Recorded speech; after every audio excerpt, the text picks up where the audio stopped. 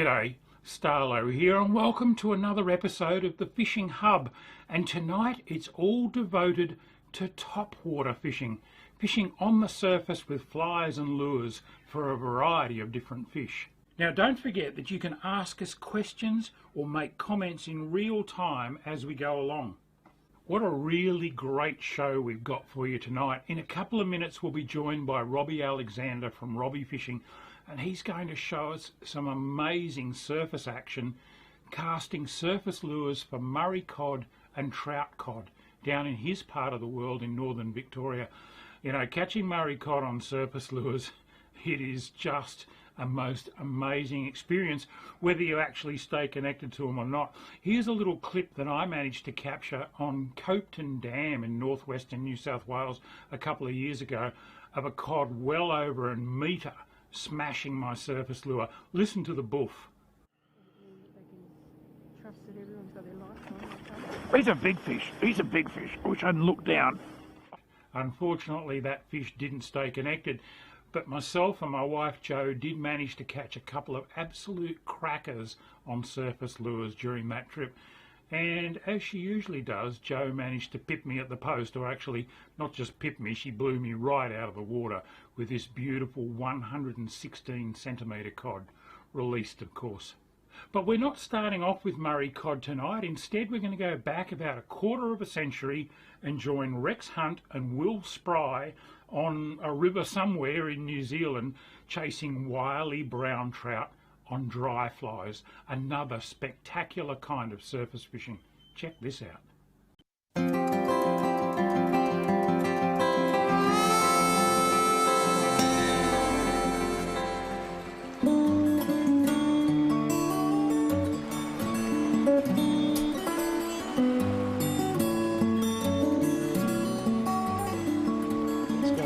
Down here, can you see him? Yeah, I can. Moving up slightly, just on the edge of the shadow there.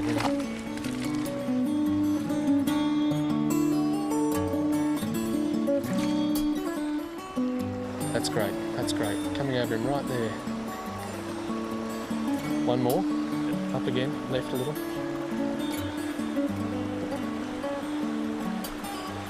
Let it go. Slightly to the right again. There.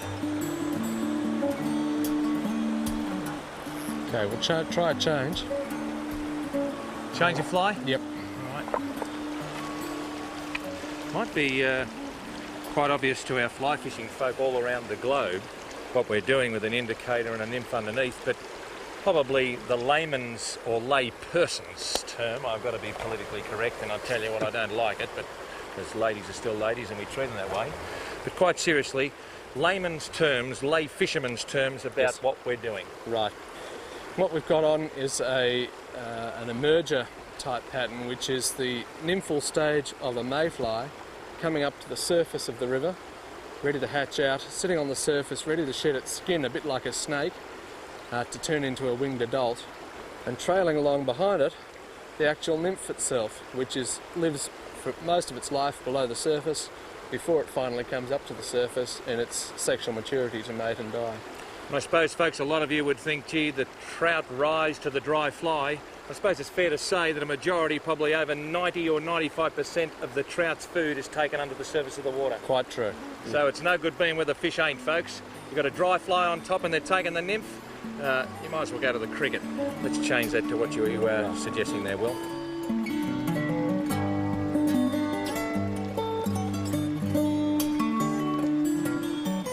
Look at this. There he is. Well, folks, what we have here is a real good example of rejection. And when we speak about selective feeding, they just don't commit suicide, Will. No, not at the best of times, Rex. So what do you do when you continually get a knockback and he's clearly not interested at this stage? I like to have a pause, give them a break for 5 or 10 minutes. Well, we've done that. Head on upstream and come back when he's feeding a bit more actively again and try him again. It's usually those first couple of casts that are the determining factor. If they don't take it then, you've got to give them a long pause and then come back and try again later on. What I like about the joint, folks, is that if you get done in one position, just walk 100 metres and then there's another one. Butterflies, snow, it's a beautiful country. I might be going fishing. I might move over here. Fantastic. Come on, Will. Let's sneak up to this current a bit here. Try it on the drop here, Rex, where it goes from shallow into deep. Good length. Good one. Right under you now. There it is, strike. Good shot. Ooh, Well done. He inhaled that, didn't he? Nice fish too. Didn't he inhale that? Beautiful. Oh, lovely Look at brown. him, here he comes. Didn't he just inhale that? Nice shot. Whoa, And he's wagons ho! Look at my two blokes down there getting out of the way. You idiots! Have a look at them. You idiots! Oh, wagons ho! Come on, Will. Good fish. Nicely done, Rex. You got him on the run now. Oh, gee whiz. You idiots! Well done. Oh, how good's that? Oh, Will boy. Didn't he inhale that? Oh, nice fish too, Nicely eh? done, Rex. Oh, Good cast, Rex. Terrific. yeah, look at that. Yep, you got him there. Hey, a beautiful male brown. Oh, He's leading you on a merry is he? chase. What? Look at this. Here he goes again. tell you what, Oh, no wonder you love it here, mate. he likes me. Oh, look at this. Shall we Look grab at some this. forceps, Rex, and grab Yeah, him for you? Sure, no Yep. worries. Hey, well done. Look at that. Nice fish. Look at that. I tell you what, I just That's a might, pretty one. I You just do. might just do that for Brendan and the viewers around the world, because that's what it's all about. That's what it's all about. I'll just let him down. Oh, South Island, I tell you what, you've won me. Look at that. Doesn't come any better than that. That's a I'll just ripper. let him down and you can do the forceps job. All right. Good on you. You're going to give this one the kiss, Rex. I certainly am. Well, look how easy that's hooked. We've been at it most of the day, folks. And I can tell you now, perseverance has paid off for us. The guide has seen fish that I didn't even know existed. The bush and the human incinerator, as usual, have made fools of themselves. There he goes. But folks, how do you like our working conditions? With a view like that, and with you people, you don't get much better than that. What a beautiful, beautiful fish. Oh, Will Spry, Rexy shouts tonight. Congratulations, Good young job, man. Rex. Nicely Congratulations. done. Nicely done. Fantastic. That's what fishing's all about.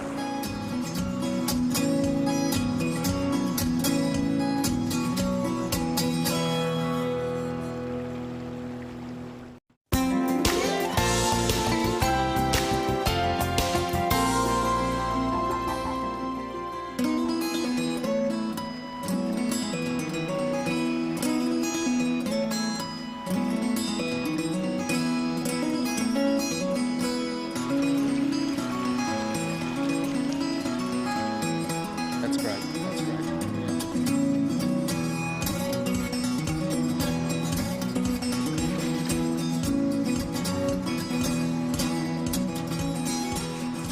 You know, folks, even a fellow like me who's been all around the world fishing, I reckon one of the great advantages in coming somewhere new is hiring the services of a guide.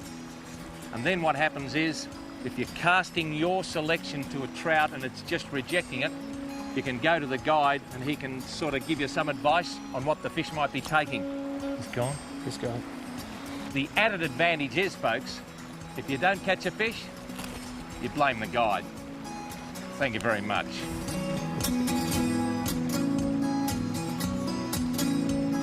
There's mayflies and caddis under almost every stone. Yeah. Very prolific, aren't they? Oh, look at that. Full of food. Yeah, That's how you get such a good head of big fish. yeah. They're there to be caught.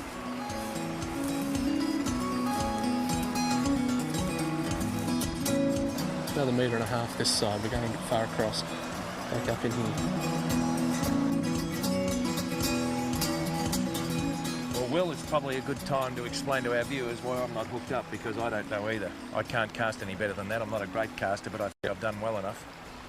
Rex, from my thinking, he's feeding in a very specific line, looking very specific at food.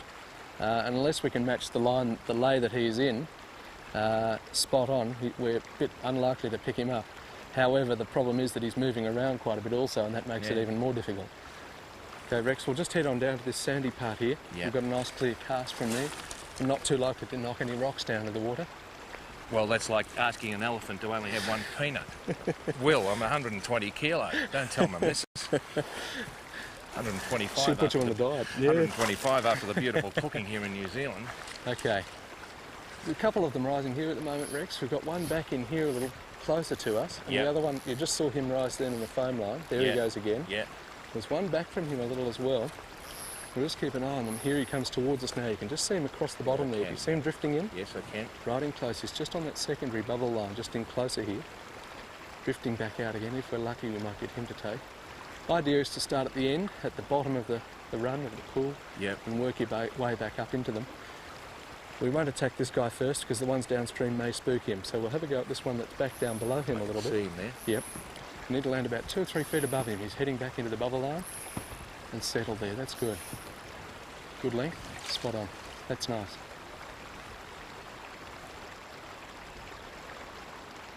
Strike there, Rex. Good shot. You got him. Nice one. Good shot. Now that's perseverance, isn't it? Look at that. I reckon that's a little rainbow there. It's a That's rainbow. a nice rainbow. It is too. Yep. Gee, didn't he? There he is. He might have actually. Oh, look at him go. Wacko. He's got a bit of pull, hasn't he? I reckon we've been fishing for a brown, but I reckon he might have just come He in from could have. behind and said, "Mate, if you're not going to take it, I am." Yeah, Move seemed to slip in behind that guy, didn't he? Good shot. It's a little bit like a vegetarian at a barbecue saying, "I'm not going to have that steak," and I say, "Well, get out of the road, Cyril, it's mine." Oh, I tell you what, He's got a bit of go, hasn't he? He has got a bit of He's go. not happy about you there. Oh, I think he'd rather have something else in his mouth than that fly. for sure. Oh, gee whiz. Nice one. What a nice fish. Let him go. You got him on the reel there. Yeah, I'm going to put Good him on shot. the reel. Oh, gee. Well done. Oh, gee, One on that, one. That little dry emerger, eh? What we did, folks, we greased up a little nymph and set it on top to sort of imitate what this bloke was feeding on with his mate. The nymphs are coming from underneath the rocks and they're making their way to the surface of the water before they hatch out into the adult insect. And they're taking them just before they come out. Beautiful rainbow. Isn't he a nice fish? Oh, isn't he in sensational Full of spirit. condition? Look That's a at that. great fish. Nice male In great and condition. hooked right in the lip. Look at that. That's a ripper. Gee whiz. Well, I don't reckon it gets much better than that, Will. It's hard to beat, Rex. It is hard to beat. And Should we let him go? look at that. He's away. But without sort of dwelling on the moment and getting a bit emotional about Dad, I reckon if he's looking down on us today, he'd be proud of you because you set this up. And I reckon he'd say that bald-headed fellow with the beard's come a long way since he bought his old Black Queen Jarvis Walker right up to my joint 20 years ago. I think so. Will Spry, the son of a gun, continuing on a family fly fishing tradition. It don't get much better than that, folks.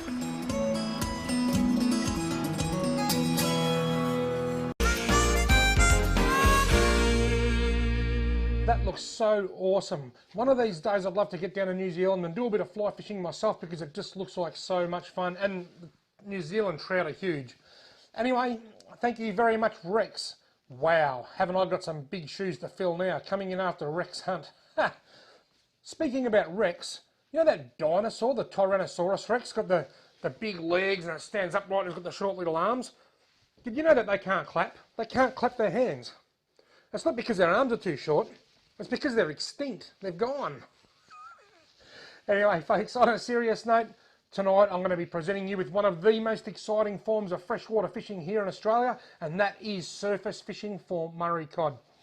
Anybody that's been lure fishing for Murray cod will be able to tell you how exciting it is to get a top water strike, or what we call a boof. We call it a boof because when the Murray cod hits a surface lure, unlike a trout that'll slurp the fly off the surface or other species that'll just grab the lure, the cod doesn't just grab it. Sometimes they'll sit under it and they'll come up and they'll open their mouth. All the water comes in and makes a boof kind of a sound. We call it, and it's like an implosion. Then they'll grab it, they'll turn around and their tail will roll over and slap on the water. You get a tail slap, you get the implosion, and we call it a boof. It's just a loud sound, and it's very, very exciting. And one of the scariest things you'll do, apart from stand on a snake, when you're fishing here in freshwater Victoria, is have a big or decent-sized Murray cod and boof your lure at your feet. one of the really cool things about surface fishing for Murray cod is that the fish don't have to be big. Even the small fish can be very, very exciting. Another really cool thing about surface fishing for Murray cod is that you never get snagged. You can see where you're fishing because you're fishing on the surface. Occasionally you might foul up on a snag that's a little bit under the water, but you're more likely to lose your lure in a gum tree than what you are on a snag. It's an economical way to fish because you don't lose many lures. It's a very exciting way to fish. One of the biggest downfalls, particularly for me as a YouTuber, is that the low light periods of the day and throughout the night are the best times. I still do catch cod during the day on surface lures, as you'll see in this video that I'm about to present, but the sunrise and sunset are my favourite times, and some people will fish all through the night. I'd like to, maybe when I was 20 years younger, but these days I like to be home and in bed at night. But anyway, in this video, I'm going to be showing you a few different clips. I'm going to show you a small Murray cod that gets caught just to demonstrate how aggressive these fish are, and you'll see that the lure is not much bigger than the fish. I'm going to show you, I think it might even be the last Murray cod that I caught on a surface lure before winter, back in April. You can see the cod just sitting under the lure. He swirls 3 or 4 times, and I knew he was there, and just when I thought he'd gone, it almost lifted the lure clean out of the water, then bang, an approximately 60 centimetre Murray cod hit the lure at my feet, frightened the bejesus out of me, and the result was a lovely fat Murray cod. I'm going to show you just a couple of other random ones. One day I was out swimming with my wife. I cast into a nice spot and almost got the lure back, and the nice little cod about 40 centimetres long grabbed it in front of me. This video will just show you how awesome Murray cod fishing is. One of these bits of footage is a 65 centimetre trout cod. Now, trout cod are totally protected. They're not a cross between a Murray cod and a trout. They're a native cod, just like a Murray cod, but they're more of an upland cod, and they almost became extinct a few years ago. And back in the late 90s and early 2000s, fisheries authorities and a guy in New South Wales by the name of Stuart Rowland done a lot of research with this.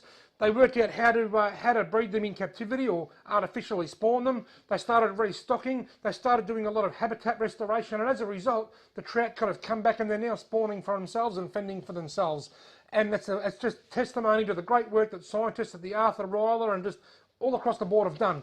But anyhow, watch this trout cod. I knew he was there. On the very first cast, I don't get a bite, I don't get a strike, I don't get anything. All I see is a big swirl of water that we call a boil, indicating to me that something was under my lure, just turning really fast, and the tail's created a bit of a boil. As I bring the lure in, you'll see after, I think it's 4 or 5 casts, I see it boil 2 or 3 times. I know it's there, and that's why I don't leave. And then it goes bang, and the result is a lovely fat trout cod, or what they old timers used to call a blue nose cod. They're totally protected and they have to be released.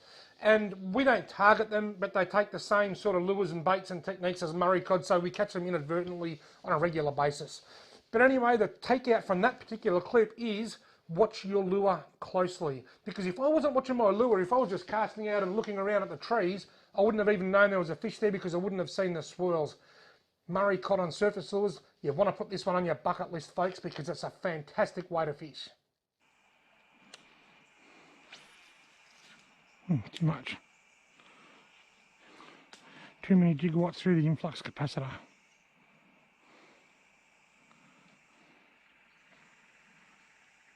I'll get a fish tonight. I can just feel it. Oh, I got him. Look at that. Told you I could feel it. Right on cue. Gee whiz, I wasn't even looking. Wow. I said it because I could hear a Perrin's tree frog singing in a tree behind me, that and I thought, I'm going to get a fish tonight. And just as I said it, bang! The little air frog munching goodoo. Oh, what a ripper. Let's send this little goodoo home. See ya, buddy. Oh, off it went. Happy as 10 Murray cod.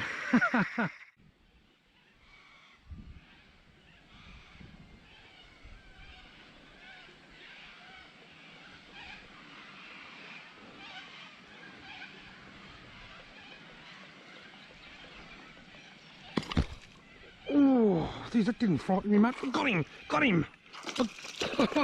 He boofed it. I got one.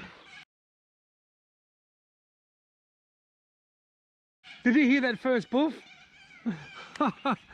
Lovely little Murray cod on the smuggler, the chase bait smuggler. There we go, folks. Have a look at that.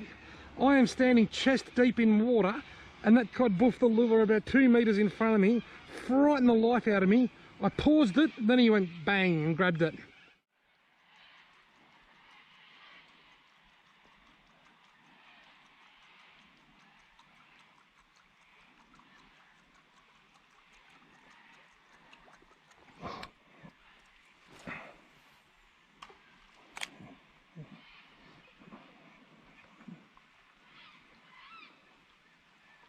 Oh, Tim, something swirled under me lure.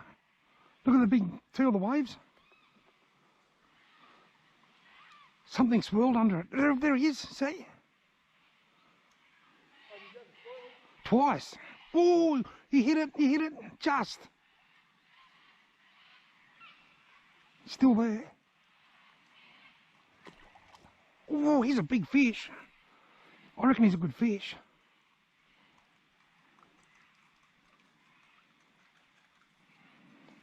Got him! Look at that! Whoa! He's not a monster, but he's not a bad fish. Look, Tim. Did you say that? He followed it all the way across. He hit it 3 or 4 times over there. Now that was super exciting. Am I filming? Yes, I am. Am I happy? You betcha. We're going to get a quick measure. My iometer says about 56 centimetres. I'll unhook him, get a measure and a photo, then we'll let him swim away. You beauty.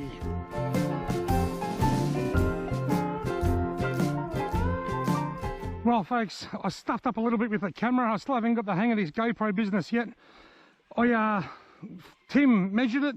It was 53 centimetres. The iometer was out by 3 centimetres, and I released him right there. You're going to have to just take my word for that. And you can still see a few bubbles where he swam off.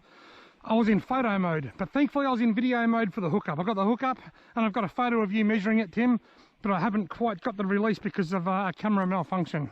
Photo mode instead of video mode. I don't care, I'm just happy to have caught that magnificent Murray cod late in April. You beauty.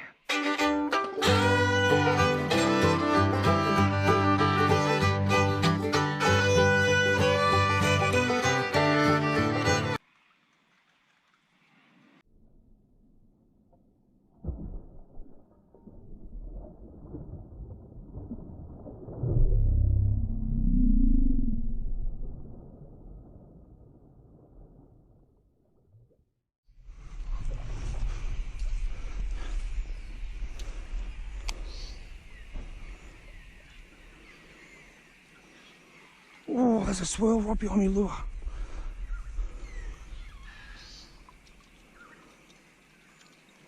The fish just swirled right behind my lure. Oh, lightning was close. Right about there.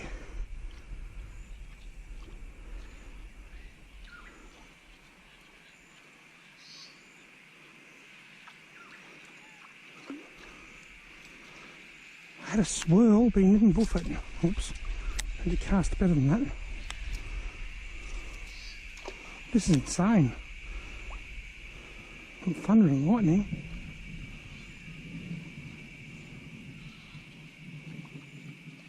Oh, he swirled again. He swirled. There's another swirl just on the downstream side of it.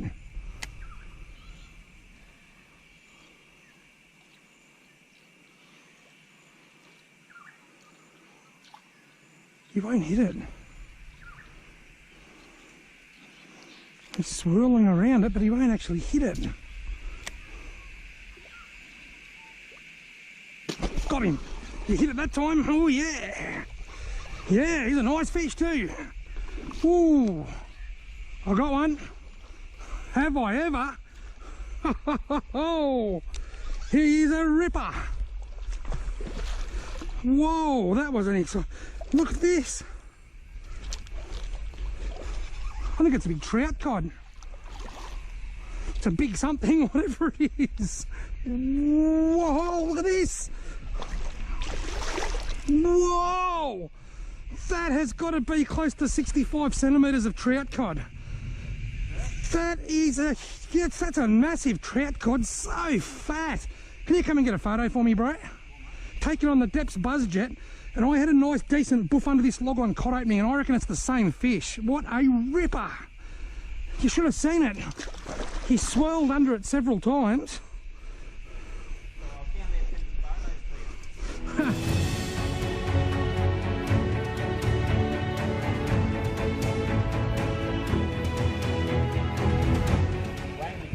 That is an absolute ripper of a trout cod. It's got a massive big head. It's got to be nudging 70 centimetres. Just the weight of it, I reckon it's about 10 pounds.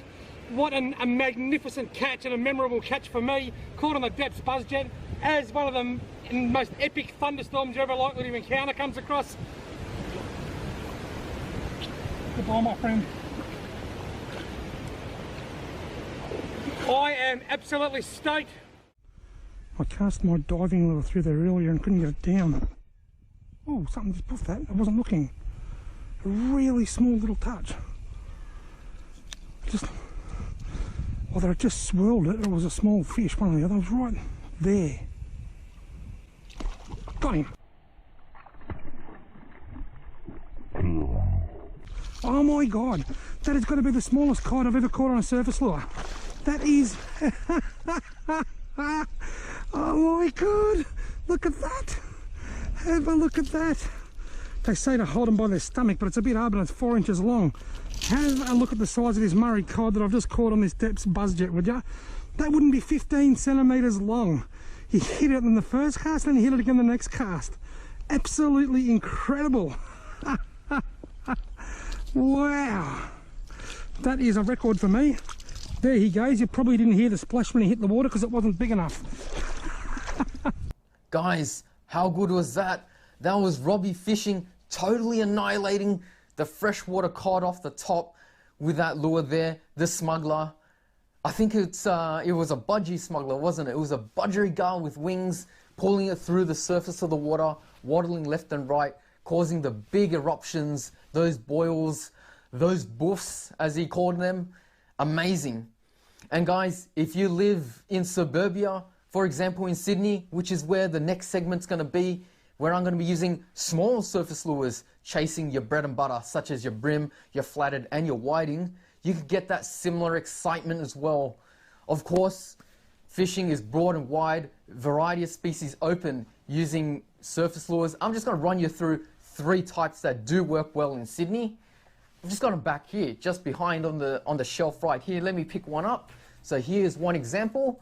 Just get my face out of the screen so the focus is onto the lure. And you can see here, this is a typical surface lure, which they call a surface walker. You'll see first up, there's no bib. It's a nice, interesting shape. Doesn't appear to have any action, but the buoyancy allows it to float on the surface of the water. And as you impart the action and pull it through the water, like so, little twitches, it's going to do a little deviation off center, which will cause it to dart left and right. We call that one a walk the dog action. That's with this lure style right here. Let's go check out the next one that I've got on the shelf, and that's this little bad boy here. Get that in focus. That one is a little 50mm Berkeley popper from the ProTech series. And the way that lures like these work is that you can always tell a popper by the shape of the front bib. Sorry, did I say bib? Because these ones are bibless.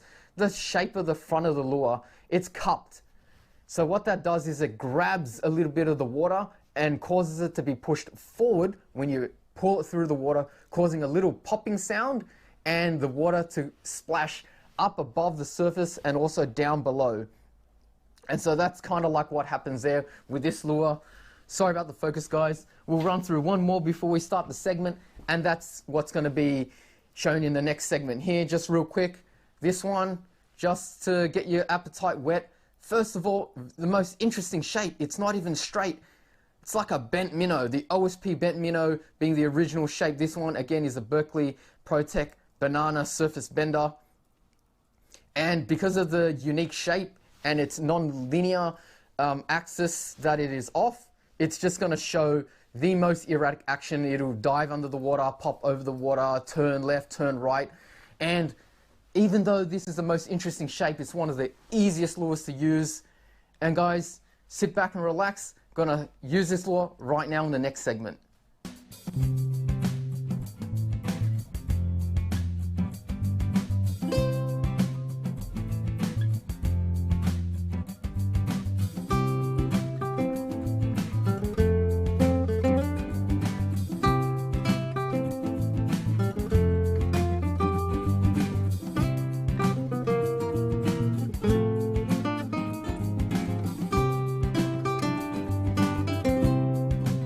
Shroom on the Parramatta River today, back for another round using the Berkeley Protect lures. Check this out right in the bag here. Check that out. Anytime Fitness. No, I don't mean that. There's no salads in here. Let's just check and see what we've got in here. We've got a bunch of lures. Let's see what we're going to use first. Lucky Dip right here. What's that? Berkeley Bender 76, a surface lure right now? Well, we're going to have to give it a go, guys. Check that pink head, that green body, and there's a bit of orange just behind the neck there. Now, what's interesting is that it's not a straight lure. You can see the axis along the lure, it's bent, hence the bent minnow, or the bender. The bender, guys. Banana bender. So what's good about these lures is that because of the bent shape, you've got a really erratic action there. I see that there's mullet that I'm approaching right now. You can work them quick, you can work them slow. I've mostly had success either periodically twitching them slowly or just giving a few quick twitches and then letting it settle for a minute and then repeating it like that. This probably isn't the greatest color for this kind of water, more like a sandy flats kind of lure. I'm fishing pretty much over mud in really brown waters. All right, we spent about 20 minutes fishing at the last spot. Wasn't feeling too confident with the water level, so I've moved to another bay. All right, here we go, first cast.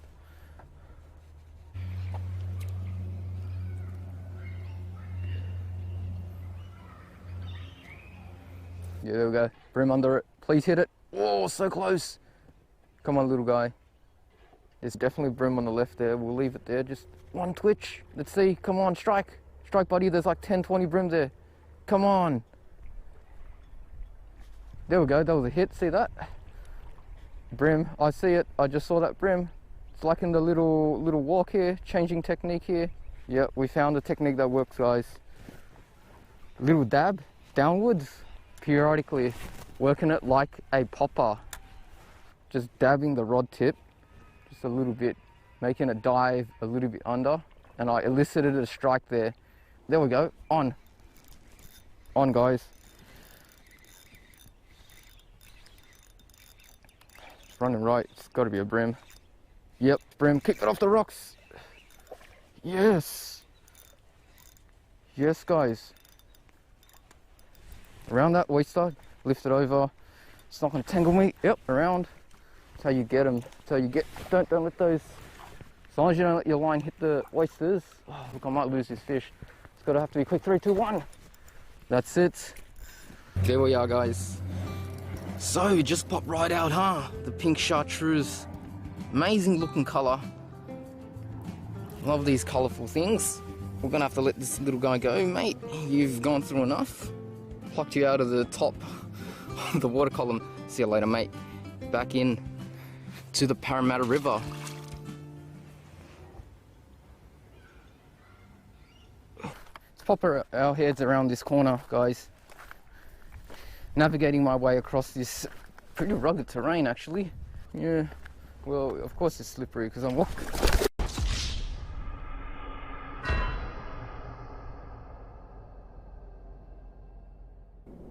Come on, we want to get a brim today on this Protect Bender 76mm in that dazzling color. You know, the pink head, pink, orange, green, yellow.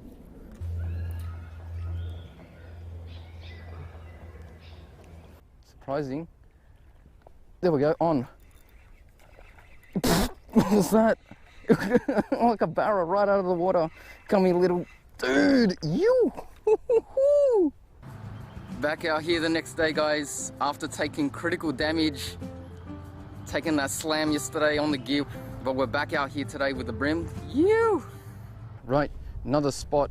We are moving around, trying to complete this challenge. Got 2 fish on it already, 2 brim, but I want to get at least 1 more. Obviously conditions are horrendous, but you know, what can you do? These are the cards that I got dealt with. That's the conditions of the challenge.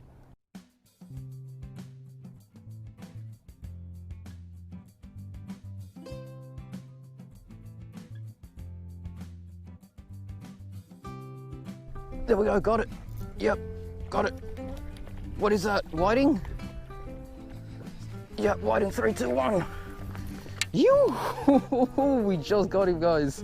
Yes! 3 fish for the challenge. Yes, yes, yes. Oh, slam the bag down.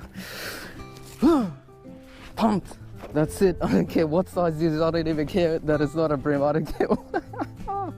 Yeah. Woo. Little whiting. Off you go, buddy. Yes. Guys, what do you think about this lure challenge? Thanks for your support as always, and I'll catch you in the next video.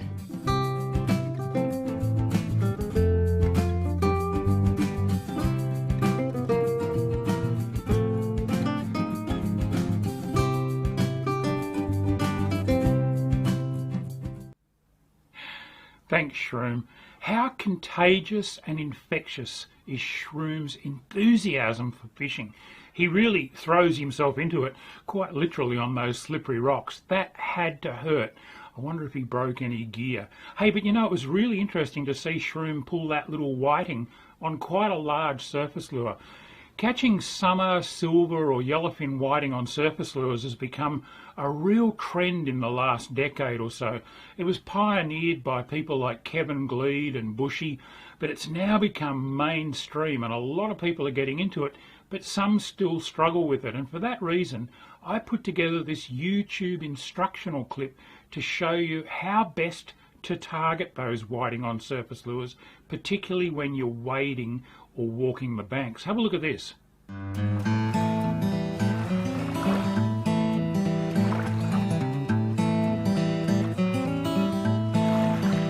Wading the warm, shallow flats of our southern estuaries and casting surface lures in search of whiting is without a doubt one of my favourite summer pastimes.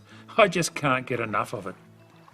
It's amazing how shallow these fish can be found at times. I think a lot of anglers tend to wade right past the best action as they push out into deeper water, often spooking good fish in the process. I always start in the shallowest margins close to shore, and the bulk of my best whiting action occurs in water between about ankle and knee deep. If you're getting the legs of your shorts wet, you're probably out too far. Make no mistake, some of the biggest and most cunning whiting will be found in water barely deep enough to cover their backs. I'll always try to set myself up to fish with any breeze at my back. This greatly extends my casting range with light surface lures. I firmly believe that the further you can cast, the more whiting you'll pin. Not only do you cover more water with long casts, you're also presenting your lure to fish that have no idea of your presence. Keep moving slowly too as you cast ahead, constantly covering new water. As you wade, no matter how quietly you do it, you'll inevitably spook fish. These alarmed fish flush ahead of you and in turn spook other fish, effectively creating a dead zone around you. How big that dead zone is depends a lot on how much fishing pressure the particular waterway receives. But trust me, the further you can cast beyond your own personal dead zone, the more whiting you'll catch. That's just a fact of life. There are two main types of surface lures that work best on whiting: little cup-faced poppers and walk-the-dog style stick baits. Each one has its day, but as a rule of thumb, I prefer the more subtle action of the stick baits in calm, clear water, while they tend to go for poppers when it's choppy or stirred up. But don't be afraid to experiment. Rules were made to be broken. Each of these lure styles needs to be worked a little differently. The killer presentation with cupped face poppers is a constant and reasonably brisk pop, pop, pop, pop. Remember, you're not chasing GTs, you don't need to rip hard and create violent bloops and chugs. Just a nice steady pop, pop, popping cadence that keeps a little bit of spray spitting up ahead of the lure. Often the best way to do this is to keep your rod tip up above the horizontal, but that can vary from one popper to another. Getting the best action out of a stick bait is a tad trickier. It involves bouncing or twitching the rod tip rhythmically while cranking the reel at a steady, slow to medium pace. Keeping the rod tip down below the horizontal can help. When you get it right, the lure bobs seductively from side to side. This action's called walking the dog. Some people really struggle with this retrieve at first, complaining that it's a bit like patting your head and rubbing your stomach. But once you crack it, it quickly becomes second nature, and it's a deadly way to catch whiting, plus a whole heap of other species. The big secret with whiting on surface lures is to keep the lure constantly moving. Don't pause it and let it sit like you might for brim or bass. Keep it popping or bobbing along, even if the fish are slashing and chopping at it. If you stop, 9 times out of 10 a following whiting will lose interest and simply peel off. Of course, if you raise a brim instead of a whiting, it's a whole different deal, but we'll save that lesson for another time. So just to recap, don't ignore the really shallow stuff. Wade as quietly as you can, cast long with the wind at your back, and work your lures properly with a constant rhythmic action. I guarantee that once the water warms past 20 degrees Celsius or so, and the sand, silver or yellowfin whiting become really active up on the flats, you will start catching them this way. And when you do, you'll probably never want to catch them any other way. It's just too much fun. Until next time, tight lines and happy hunting. So there you go. Catching whiting on surface lures is not quite as difficult as a lot of people seem to think.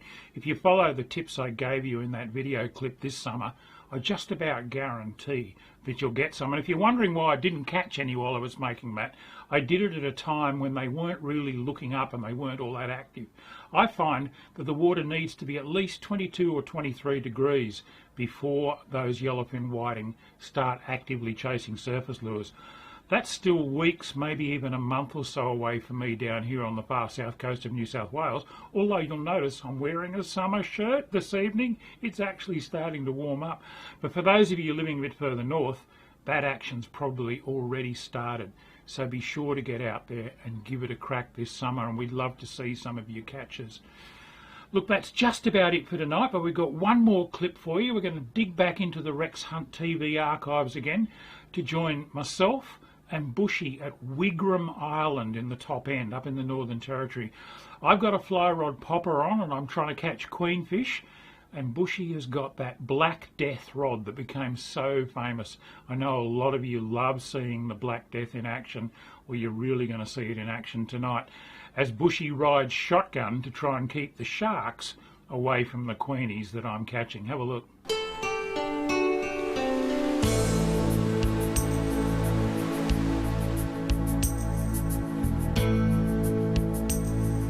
There's plenty of bait in here, isn't there? Yeah, it's right up on that little shelf too. There's not too much of it out over that blue bit. No, but as this tide continues to drop, they're going to be forced to get back out there. I reckon there's going to be a little bit of action here.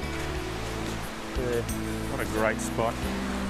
Isn't this a magnificent piece of fishing territory? This is Wigram Island in the English Company group of islands, about 2 or 3 hours cruise north of Gove in the Northern Territory. Just around the corner there behind me is Gove Dive and Fishing Charters headquarters. It's a beautiful bush camp. Bushy, we've been there for a couple of days. It's a good spot, isn't it? I feel pretty relaxed. Absolutely fantastic spot. You've got the tents roll up at the sides, the breeze blows through. Every time you open your eyes, you're looking out over this bay. It's just great. And half the time you can see bait jumping out there, just like it is in that corner over there now, mate. I'm going to race you to it.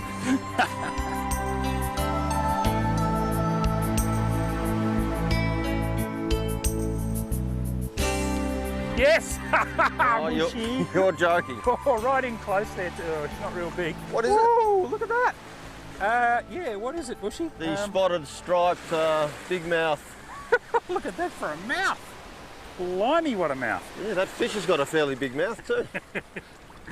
It's a white-lined something. That's what I'd call it. It's certainly something in the groper clan. I tell you what, it nailed that fly. Just typical of this place though. Middle of the day, we've just had lunch back at the camp, wandered out and caught a little, you know, it's not a big fish, but it's just indicative of how much action there is around this place.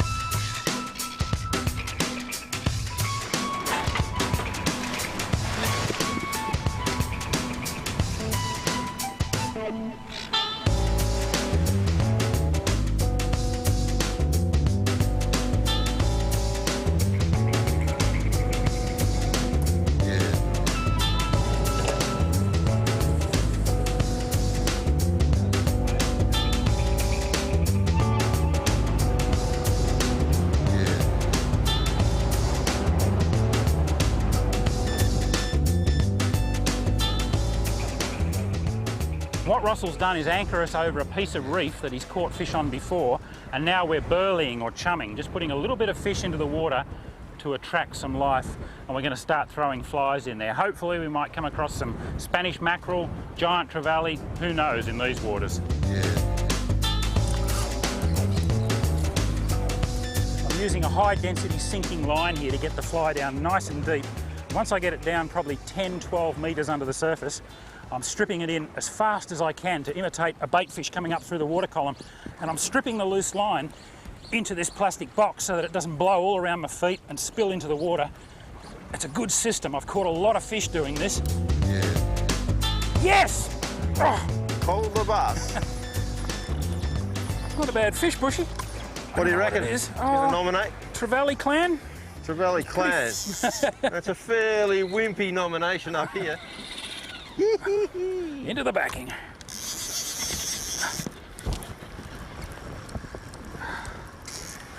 Ooh, he's a nice strong fish. See if he's got a mate with him, Bushy.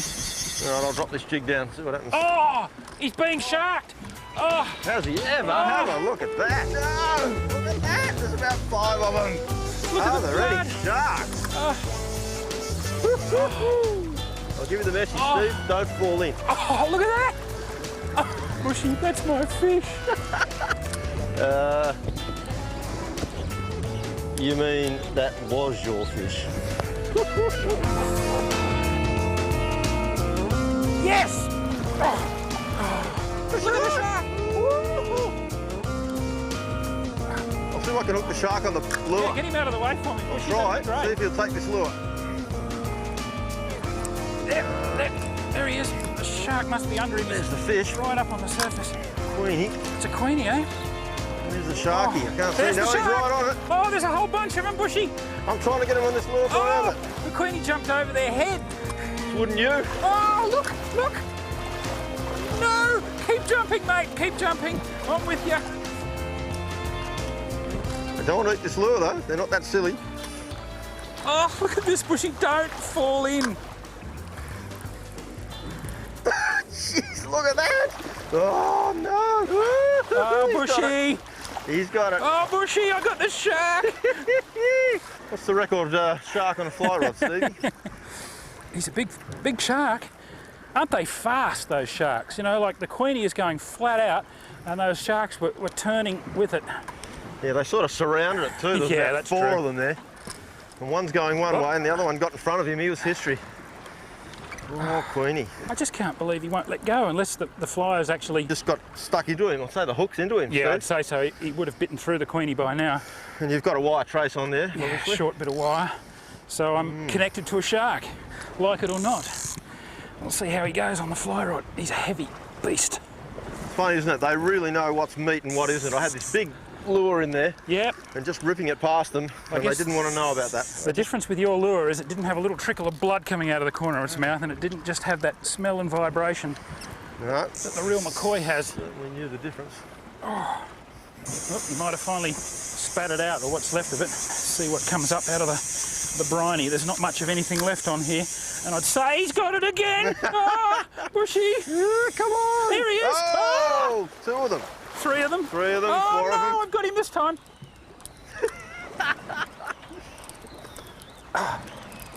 Bushy. Steve, I think I'm you're in supposed to be... serious strife here, mate. Aren't you supposed to be catching the fish, not the other way around? Oh, I'm going to blow a fly line here. Careful. Got to get that drag off. Okay. Now I can get out from under the boat. How are you going on the anchor rope? I don't know. Now I've got the shark on. Well and truly. Okay. I'll see if I can bring this through, Bushy. It's gone right under the boat. Whoop, he spat it out again. I don't think I can't remember the last time I had so much fun and didn't land a fish. Have you got a fly line left? Yeah, the fly line's still there. I doubt if I've got a fly and a leader though. Well, we'll get a fish out of here in a minute, I'm sure, if we can beat these sharks to it. Well, that's it, Steve. I think we've been tormented enough. I'm going to go and rig up the Black Death. We'll see what happens here. Good on you, mate.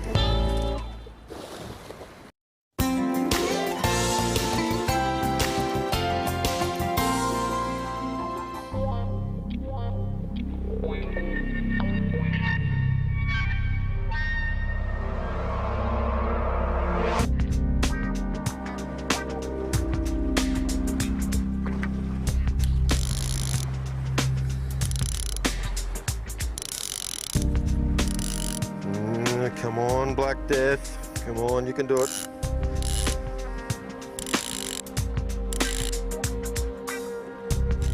Oh, I'm on. Woo! Nice Queenie. Come on, baby. Woo, run. Got one on here. Something. Oh, Bushy, don't cut me legs off with that gel sponge. I don't think that's a Queenie. You might have got a shark, eh? Oh, No. look at the Might be Queenies. only a Queenie. Queenies are busting up all over the surface here. What this is, Steve, but it's got to come up here. Come on. Wow, I don't You want want to to come fall in. around me? Oh, come here. It's all happening here, folks. Oh! Can you see what that is down there? No. Now it's coming out. It's coming out, folks. There we go.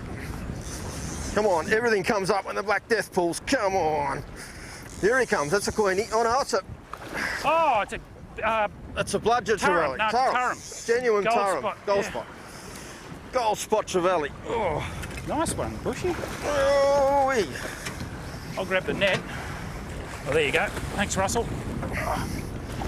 There we go. Bushy, you take care of that. I've got a fish on here. Thanks, Steve.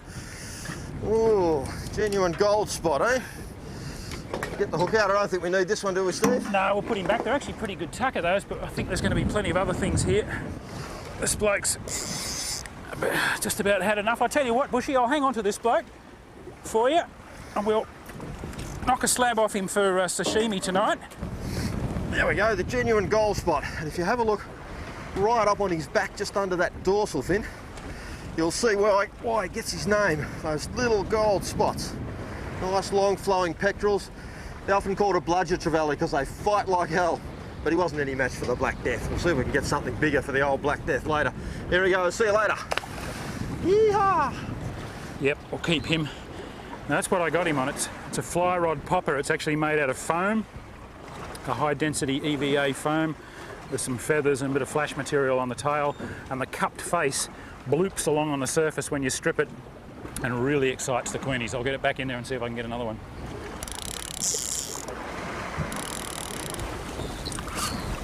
Oh, here they are out to this side too. Right there, just over. Oh, are they? Oh, yeah, so they are. That was a really good cast, wasn't it? They won't come close to the boat. Oh, yes, they will. What a take. How good was that? Woo! He's a runner. Great fish. I reckon queenfish are just one of the best things to catch on a fly rod. That fish came completely out of the water and dived in on the popper as it took it as it re-entered. Oh, he's a scorcher too. It's not a bad Queenie, this one. I think we're about to get a shark hook up, folks. Getting a nibble, I think. I think I've had a nibble. I think I've had a nibble. All right, for all the doubters out there, we'll see how good the old Black Death is. How long is it going to take to get this one up? Come on, Sharky. When you've got a fair bit of line out like this and you get into the backing and you start recovering it, it's important just to use your finger just to guide it backwards and forwards across the spool as you recover line so that it doesn't all pile up in a heap in one spot. What'll happen then is it'll collapse or it'll jam up against the inside of the reel. You don't have to put much finger pressure on it, just enough to guide it back and forth. Ooh, it's a good fish. Ooh, ooh. Ha! That didn't take long, did it? No, it did not.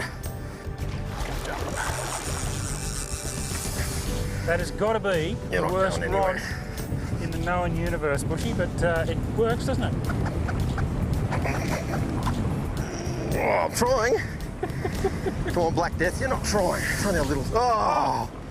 What in there? Knocked him off. Oh, I don't think anything's busted. I don't know what's happened there. Oh no, it's gone through the. I had a wire trace, a short one, and then some 100-pound mono. It's got through the 100-pound mono with something. Oh. Probably its tail. Back or to the its drawing fins. board. Yeah, it might have hit it with its tail. It wasn't that long.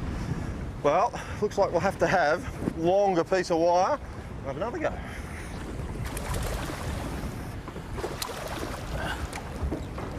There we go. I'll pop him into my line stripping box. Whew. We'll hang on to this bloke for a nice fresh bit of bait for Bushy's shark fishing efforts. Line fishing box, line stacking box. I've seen some euphemisms in my day. That wouldn't be a great big starling stock up for evening meal box. Well, it could be. Could be Yeah. my lunch box, yes. Could be.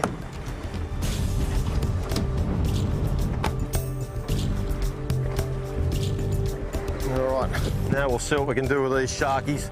I'm giving my friend Stevie a hard time. We'll see if we can torment one back.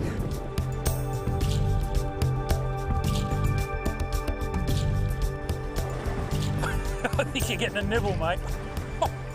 I cannot believe that rod. That has got to be the worst rod in the universe, but it works. Oh, You got him, Bushy. I think he's on. Ooh, he's going down, down, down. Hope there's not too much reach down there. Oh. I think the Black Death and I might have bitten off a bit more than we can chew. He's coming a bit at a time. Bit at a time, Steve. You come in here, eat my friend Stevie's fish. Well, we've had a nice look at him. Now it's just a matter of Steve can get close enough to cut that wire so that we won't have much to encumber him while it sort of rusts out and he gets rid of it. I'll grab this heavy nylon. Yes, Is that it all doesn't right? matter if he busts off, Steve. Yeah. Just Here hang he on. is. Let's just have a close look at him. Oh, what Nice. a beautiful shark. Streamline. Look at the teeth. And that evil, evil eye. See those little pores there, Bushy, behind his eyes? They're those ampullae of Lorenzini, little sensory organs, these little tiny holes, little pores you can see in his skin. And they actually use those to detect electrical currents in the water down to 1/1,000,000 of a volt, which is about as much electricity as a flounder buried in the sand transmits just by its muscle movements. And it can pick up those very weak electrical currents and home in on all kinds of prey. You see the eye with the vertical pupil there. He's one of the whalers. I wouldn't even try and guess which whaler he is. There's that many in the family. And they're found all over the world. They're called bull sharks in some parts of the world, Galapagos sharks. There's a whole bunch of them. 5 gill slits, like most of the sharks. Anyway, I'm going to cut this wire, Bushy. I can get it quite close to his mouth, and that mild steel hook will just rust away fairly readily. I'm keeping my fingers away from the bitey bits. Whoa! Off like a shot. I tell you what, that's been about as good a session as you can have with as fewer fish as we got into the boat. Bushy, we've been watching everything else feed. How about we go back to the bush camp and have a feed ourselves?